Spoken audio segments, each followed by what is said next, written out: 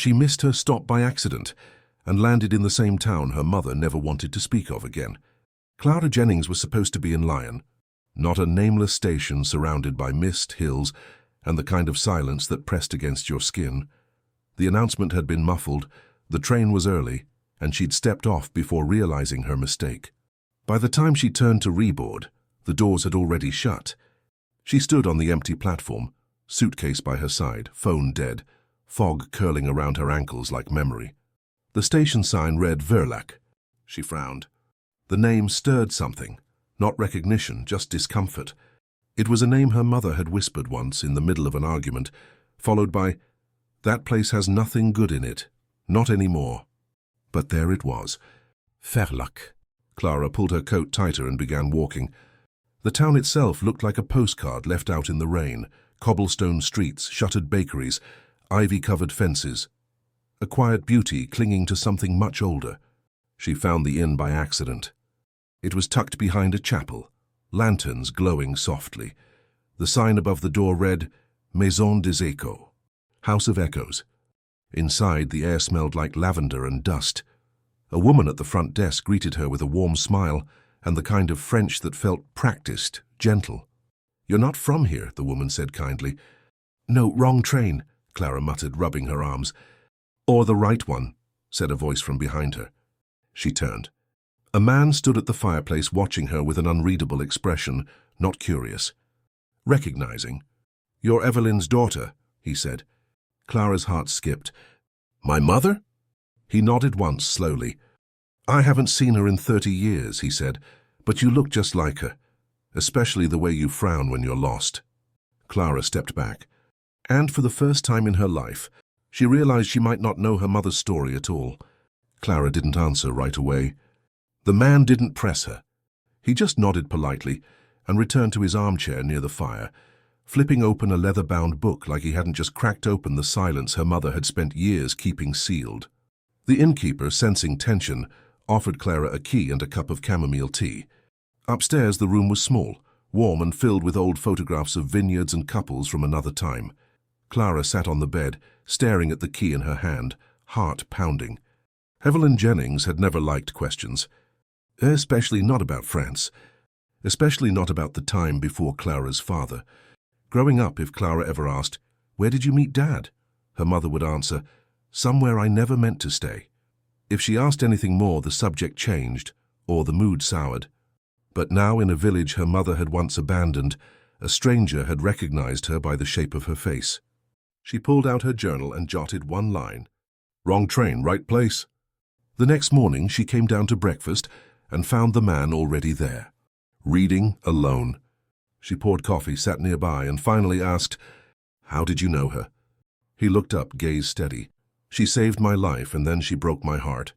Clara blinked. He smiled, a little sad, a little fond. "She was never meant to stay here, but I always thought part of her never left." Clara studied him. His hands were rough, his voice low. He looked like someone who'd built things, waited for things.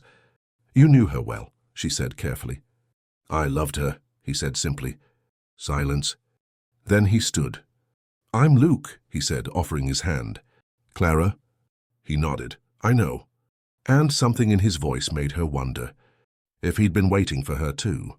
Clara hadn't planned to stay in Verlac more than a day, but one morning turned into two into 4. Each one stretched gently like time had loosened its grip inside the village. The rhythm of it all, the bell from the chapel, the scent of fresh bread, the quiet nods of strangers, calmed her in ways she hadn't felt in years. Luke was everywhere and nowhere. Sometimes she'd catch him fixing the broken gutter on the inn's roof. Other times he'd appear beside the vines near the edge of the property, pruning leaves in silence. He never hovered, but when he saw her, he always stopped to say good morning. And his voice always carried weight, like every word mattered. On the 5th day, she followed a path behind the inn, drawn by the smell of rosemary and rain-soaked earth. What she found stopped her cold. A walled garden, wild and alive, half forgotten by the world but held together by something stubborn, just like her mother. Stone benches, overgrown roses, a broken swing hanging from a tree too old to fall. It was beautiful, and painfully familiar. She stepped onto the gravel path, heart racing. She didn't know why, but her eyes burned with tears. Luke appeared at the archway behind her, quiet as always. "She used to come here every morning," he said. Clara turned. "She used to hum," he continued. "Never a full song, just pieces. Like she was remembering something and trying not to." Clara swallowed hard. "Why did she leave?" Luke looked down, picked up a fallen petal. "Because loving someone doesn't always mean you're meant to stay." He let the petal fall. "She was trying to become someone else," he said. "And this place, this version of her, didn't fit the life she wanted." Clara sat on the edge of the bench, the swing creaking softly beside her. "She never told me about you." Luke nodded. "That was her right." Clara looked up. "But you knew about me." His voice was quiet. "She wrote once." A pause. "After you were born." And suddenly Clara felt the truth begin to bloom. That this wasn't just her mother's story. It might be hers too. That night Clara couldn't sleep. The garden clung to her. Not just the smell of rosemary or the way the stones curved like someone once loved every inch of them. It was the look on Luke's face, the ache in his voice when he spoke of her mother like a ghost he never stopped missing. She needed answers. The next morning she asked the innkeeper, a gentlewoman named Odette, if there were any local archives, old mail maybe, records. Odette hesitated, then pointed her toward the attic. "Luke owns this place," she said. "Inherited it from his mother. He wouldn't mind if it's her you're searching for." Clara climbed the narrow stairs, dust curling in the air like memory. She found it in a wooden box labeled simply Eve. Inside, pressed flowers, a scarf, a photo of her mother, so young, laughing under a tree Clara had just walked past the day before. And a letter, folded, worn, never sent. She opened it with shaking hands. "Look, if I stayed, I'd never leave. And if I never left, I'd never become the woman I'm supposed to be. But that doesn't mean I didn't love you. It just means my love needed to leave to survive. I'm pregnant, it's yours. I won't ask you for anything, not even to forgive me, but I needed you to know." "Evelyn." Clara sank to her knees. She had wondered why her mother had always been half sad during birthdays, why there were no photos of her pregnant, why she'd held Clara just a little tighter when the lights were off. Luke had never replied. But he had never stopped waiting either. Clara took the letter and went outside, where the sun was rising over the vineyard. She found Luke pruning a row of grapevines, sleeves rolled up, same quiet presence. She didn't speak. She just held the letter out. He stared at it for a long time, then nodded. "I only ever got to read it once," he said. "Then I lost the courage to look again." Clara swallowed the lump in her throat. "I think I was never supposed to come here." Luke looked at her. "No," he said gently. "I think you were always meant to." And in that moment, something between them shifted, not just between strangers, but between two lives that had been waiting for the same truth to finally come home. Clara stood in the vineyard long after Luke walked away. The letter still trembled in her hand.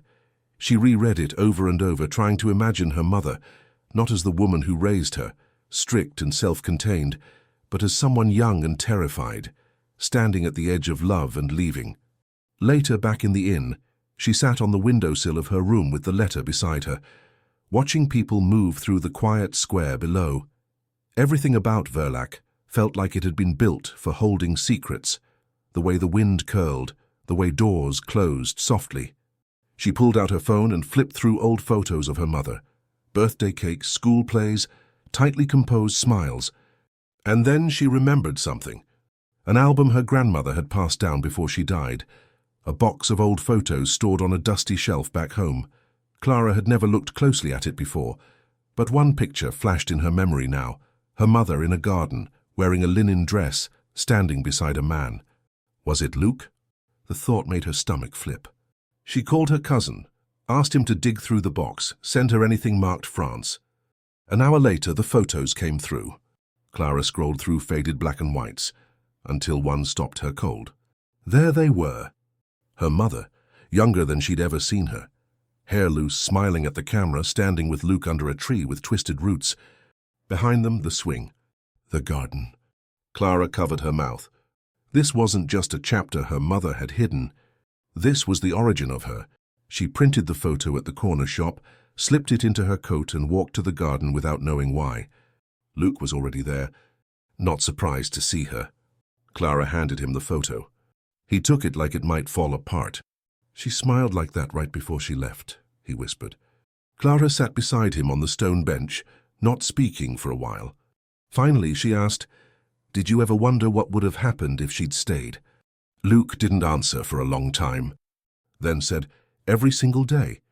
And for the first time, Clara didn't feel like a mistake. She felt like a living answer to a question that had haunted two people for 30 years. That evening, the garden held them both like a breath that had waited too long to be released. Luke didn't fill the silence right away. Clara didn't ask more questions. It wasn't time for answers yet. It was time to sit with the weight of what they now shared, a truth that had lived in shadow and finally stepped into the light. "I wasn't supposed to fall in love with her," Luke said at last, his voice low. "She was just passing through, teaching English for the summer. She said she didn't belong here, but the way she looked at this town, like it was a song she'd forgotten, I knew she did." Clara listened. "She told me once that love scared her because it made everything else feel small. She said I made her feel like the version of herself she hadn't earned yet. I didn't understand what she meant until the day she left." He reached into his coat and pulled out something small, a pendant. Simple, silver, worn smooth by time. "She left this behind. She wore it every day. I wanted to send it after her, but I didn't have an address, only the letter." Clara took it gently. The pendant was warm from his pocket, heavier than it looked. "I remember this," she whispered. "She told me it was from a summer that changed her life, but she never said how." Luke smiled sadly. "She never wanted to hurt anyone, especially you." "I know," Clara said. They sat in silence again. And then she asked the question that had been aching in her since the moment she stepped off that train. "Why didn't you ever come find us?" Luke looked up, surprised, not by the question, but by the gentleness in her voice. "I thought about it," he said, "but I didn't want to pull her back into something she chose to leave. I thought I was protecting her, and maybe protecting myself too." Clara nodded slowly. "She loved deeply," she murmured, but quietly. Luke looked at her. "You got that from her?" The sun dipped behind the garden wall, casting gold over the roses, the swing, the memories. And somewhere in the quiet, they both realized this wasn't just a reunion. It was a beginning. Neither of them had ever imagined. Clara sat at the inn's desk late into the night. The pendant rested beside her journal, the silver catching slivers of moonlight as she wrote. Her thoughts didn't come in tidy paragraphs, just fragments, feelings, images. The way Luke said her mother's name like it still lived under his tongue, the swing, the forgotten letter, the photo. She thought about how many things her mother had held inside, and how many Clara had done the same. In the morning, she folded the letter carefully, placed it in an envelope and walked to the post office. She didn't mail it, not yet. She needed to read it to someone first. She found Luke in the vineyard, same spot as always, pruning vines like it was the only language he trusted anymore. "I wrote her something," Clara said. Luke straightened, waited. Clara unfolded the paper. "Hi, Mom. I'm writing from Verlac, the place you left. The one you never talked about. I know why now. You were trying to protect something, maybe me, maybe yourself, maybe Luke. I met him, by the way, and I get it. The way he looks at the world, like he's still waiting for something beautiful to come back. He never stopped loving you, and neither did I, even when I didn't understand you. I think maybe some of your silence wasn't shame. Maybe it was grief or longing or a memory so big you didn't know how to share it. But you gave me life, and that love, that story, it's part of me, whether you meant it to be or not. I'm not angry. I just wish you'd told me sooner so I could have told you it's okay. You didn't have to be perfect. You were mine. Always. Clara." She finished, voice trembling. Luke said nothing. He didn't need to. He stepped forward and pulled her into a quiet, strong embrace. And Clara let herself lean in, not as a daughter chasing ghosts, but as a woman who had finally found the truth in her own story. Not inherited, not borrowed. Hers. Clara left Verlac on a misty morning. The same way she arrived, quietly with too little sleep and too much in her chest. But this time she wasn't lost. Luke met her at the station. He didn't bring flowers or say anything grand. Just stood there, hands in his coat pockets, eyes soft like he'd learned to let go before it hurt too much. "I'm not sure when I'll be back," she said. He nodded. "That's okay. I think she would have liked that I came." "I think," Luke said gently, "she hoped you would." Clara held the pendant tightly in her fist, the one her mother left behind, the one that now felt like an anchor, not to the past, but to meaning, to the version of love that lives in silence, and gardens and letters never sent.